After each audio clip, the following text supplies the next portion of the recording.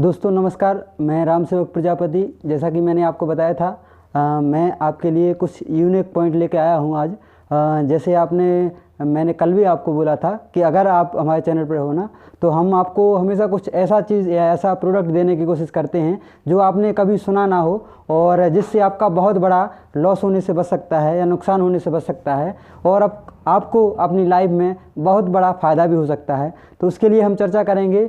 जैसे आपके पास अगर किसी भी तरीके की जॉब है और आप सोचते हो कि हमें कोई हाउस लोन चाहिए या कार लोन चाहिए और जिसकी ईएमआई आप पे करते हो, तो उसी ईएमआई में हम आपको प्रॉफिट भी दिला सकते हैं, उसी कार लोन में हम आपको फ़ायदा भी दिला सकते हैं, उसी घर की किस्त में हम आपको कुछ पैसा वापसी भी दिला सकते हैं, जिसमें आपका पैसा आपकी जेब से एक भी रुपये जमा नहीं होगा और जो जमा होगा वो पूरा पैसा आपको बोनस के तौर पर वापसी हो जाएगा। तो दोस्तों वीडियो को पूरा देखिए। वीडियो थोड़ी लंबी भी हो सकती है, तो वीडियो को पूरा देखते रहिए। मैं आपको बता दूंगा कि कैसे आपको उसी लोन से फ़ायदा हो जाएगा। तो बात करते हैं लोन की।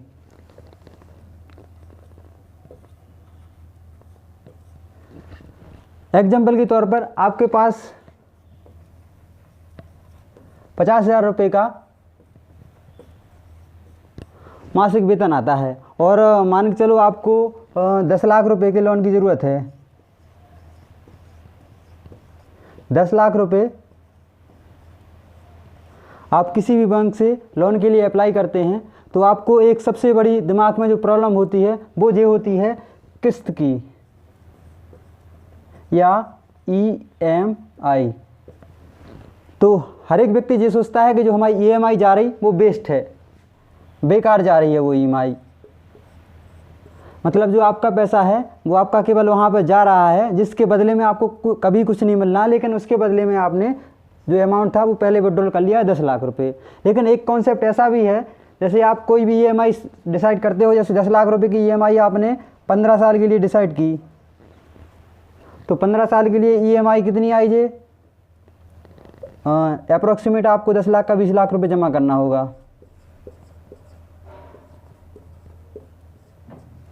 ठीक है, 15 साल में आपने 20 लाख जमा किया, तो आपका ये जमा होगा लगभग कैलकुलेशन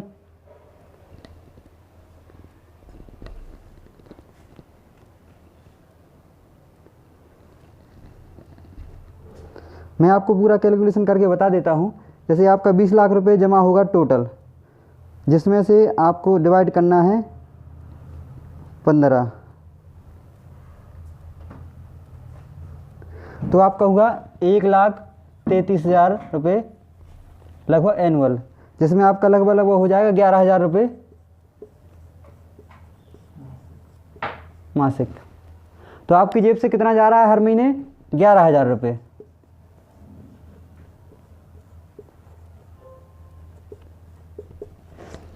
वही 11,000 रुपये हमारे पास एक ऐसा कॉन्सेप्ट है, जो आपके पास 11,000 रुपये आपका जा रहा है, वो यहाँ पर 15 साल ना करके आप 20 साल या 25 साल में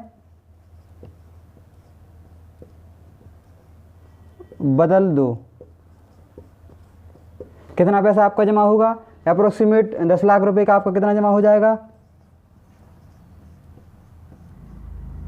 25 लाख रुपये। और जो इसकी ईएमआई आएगी वो भी हम आपको बता दे रहे। 25 लाख रुपए आपका जमा हो रहा है और ईएमआई आ रही है आपकी इंटू भाग्यम 25, लगभग 8,000 रुपये ईएमआई। मतलब आपका जो 11,000 रुपये का प्रीमियम आ रहा था, वही प्रीमियम आपका 8,000 रुपये में कन्वर्ट हो गया। मतलब आपने कितने साल प्रीमियम एक्स्ट्रा दिया? हमको दिया है आपने केवल 5 वर्ष, और 20 साल तक आपका पैसा जमा होगा इसमें, 20 वर्ष तक।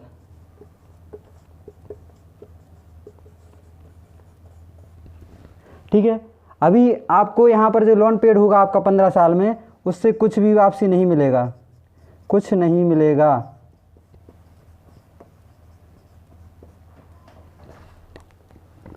और जो आपकी 11,000 की किस्त में से 8,000 माइनस करें तो कितने बचते हैं? 3,000 रुपये मासिक। अब इस 3,000 रुपये को आपको जमा तो करना है, लेकिन इस ईएमआई की जो किस्त आ रही है 11,000, इसमें जमा नहीं करके आपको इसकी एक करानी है SIP। आपने नाम सुना होगा, अभी वर्तमान में एसआईपी काफ़ी प्रचलित है और कोई भी आपको एसआईपी की नॉलेज दे देगा या कोई भी आपको एसआईपी की जानकारी आपको बता देगा। और इसका एग्जाम्पल मानते हैं अपन 20 वर्ष के लिए।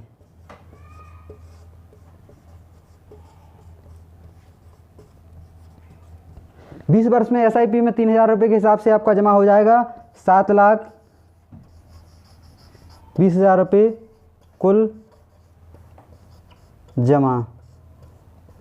और एसआईपी के रिटर्न आपने सुने होंगे 10%, 12%, 15%, 20%, 25%, 30%, 35%। मतलब कोई भी इसका रिटर्न जो है फिक्स नहीं है। लेकिन अगर अपन नॉर्मल रिटर्न की बात करें और एक कैलकुलेशन करें केवल 10% की, अगर 10% की ही बात करें तो ये अमाउंट आपको जो आपका टोटल लोन में जमा हुआ है 25 लाख रुपए,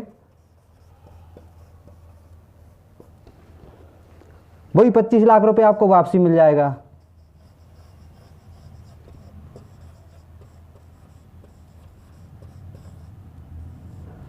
आपने कितना जमा किया? टोटल 25 लाख रुपए और आपको वापसी कितना मिल गया? 25 लाख रुपए। आपका जो टोटल प्रीमियम जमा हुआ है, इस जो आपने लोन लिया था 10 लाख रुपए का, जिसका आपने यूज भी किया उसमें अपना मकान बनाने के लिए या किसी भी कार्य के लिए आपने जो यूज़ कर लिया 10 लाख रुपए, जिसका आपको जमा करना पड़ा 25 लाख रुपए। लेकिन वो 25 लाख रुपए आपने जो एक कन्वर्ट की थी आपने एसआईपी में, उसी एसआईपी का जो रिटर्न है अप्रॉक्सीमेट 25 लाख रुपए नॉर्मल आ जाएगा आपका। इससे कई गुना ज़्यादा हो सकता है, 50 लाख भी हो सकता है, 1 करोड़ भी हो सकता है। वो हम आपको प्रॉमिस नहीं कर सकते और इसका भी प्रॉमिस नहीं कर सकते क्योंकि पूरा जो होता है ना मार्केट का रहता है। लेकिन ये नॉर्मल रिटर्न आपका पॉसिबल है, इतना रिटर्न आए भी हैं जो पहले आए हैं रिटर्न, उसके हिसाब से अपना लगभग इतना रिटर्न अगर आता है तो जो अपना लोन लिया था अपन ने 10 लाख रुपये, वो लोन अपने पास है सेफ, और जो अपन ने 25 लाख रुपये जमा किया है इसमें लोन में, वो टोटल अपना पैसा अपने पास वापसी आ गया है। मतलब अपनी जेब से कुछ भी नहीं गया है। और जो 10 लाख रुपये अपन ने लिए थे उसके अगेंस्ट में अपन को 25 लाख रुपये वापसी भी मिल गए। मतलब सीधा सीधा आपको 10 लाख रुपये का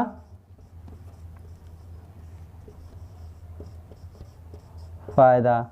तो आपने लोन में हमेशा आपको लगता है कि ईएमआई या जो ब्याज है वो आपसे लिया जाता है, लेकिन अगर आप थोड़ी सी भी सोच को अपनी कन्वर्ट कर लेते हो तो वो आपकी ईएमआई आपसे लिया नहीं जा रहा है, आपका पैसा सेव कर रहे हो। लेकिन कब? जब आप इस डिसीजन को थोड़ा सा कन्वर्ट करेंगे। हर एक व्यक्ति ये सोचता है कि लोन को जल्दी मतलब शॉर्ट समय में या कम समय में उसको जमा कर दें, लेकिन उसको कम समय में जमा ना करके एक बहुत लंबे समय में आप जमा करोगे। और जो कॉन्सेप्ट आपके सामने हमने बताया है, इस कॉन्सेप्ट से अगर उसी को आप जमा करोगे तो आपको 10 लाख रुपए का अलग से फ़ायदा हो जाएगा। और ये फ़ायदा आपके लोन से कई ज़्यादा है। मतलब 10 लाख रुपए का आपने लोन लिया और 10 लाख रुपए का आपका फ़ायदा हो गया। मतलब आपने जमा किया कितना? 25 लाख रुपये और पूरा 25 लाख आपको वापसी मिल गया।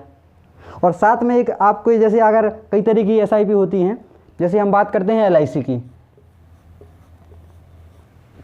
एलआईसी में भी एसआईपी होती हैं, तो एलआईसी में साथ में आपका बीमा भी चलेगा भैया।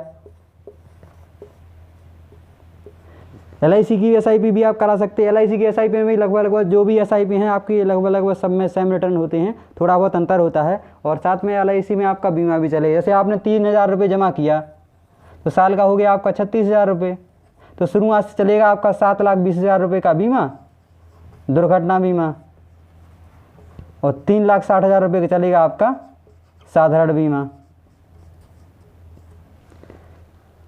मतलब अगर भगवान ना करे कोई कंडीशन ऐसी भी आती है कि जमा करने वाले को कभी दिक्कत हो जाती है, तो उसका जो भी प्रीमियम है वो इंश्योरेंस से जमा हो जाएगा और जो एसआईपी का सिस्टम रहेगा वो भी क्लोज हो जाएगा, और जिससे आपके परिवार को एक अच्छी इनकम भी हो जाएगी और थोड़ी सी बचत भी हो जाएगी। तो दोस्तों आज का जो कॉन्सेप्ट था, हम आपको केवल ये समझाने की कोशिश कर रहे थे कि जो लोन होते हैं, लोन आप बेझिझक लीजिए और लोन को जमा कराने के लिए आप जो भी उसकी ईएमआई है, उस ईएमआई को एक लॉन्ग टर्म में कन्वर्ट करके जो उसका अमाउंट बच रहा है ना शॉर्ट टर्म में जो आप पे करने, जैसे आपने एक सोच लिया कि हमें 10 साल में पे करना, तो उसको 10 साल में पे ना करके आप 20 साल में पे करिए। अगर आपने सोच लिया हमें 15 साल में पे करना, तो 15 साल में पे ना करके आप 25 साल में पे करिए। मतलब उसको आप एक लॉन्ग टर्म में लेके जाइए। उसी लॉन्ग टर्म में जो अमाउंट का डिफरेंट आता है, आप तो ये समझो कि हमारा पूरा प्रीमियम जमा हो रहा, तो जो अमाउंट का डिफरेंट आता है उसी अमाउंट को आप एक एसआईपी में कन्वर्ट कर सकते हैं, जिसमें आपकी एक सेविंग भी हो जाएगी और लोन लास्ट में आपको फ्री हो जाएगा। और ये जो मैं आपको बता रहा हूँ, ये मुझे भी किसी ने बताया है, तो उनका भी मैं धन्यवाद देता हूँ जिन्होंने मुझे इतनी नॉलेज दी कि मैं आप तक ये जानकारी पहुँचा पा रहा हूँ। बाकी आपके सहयोग के लिए धन्यवाद। जय हिंद दोस्तों।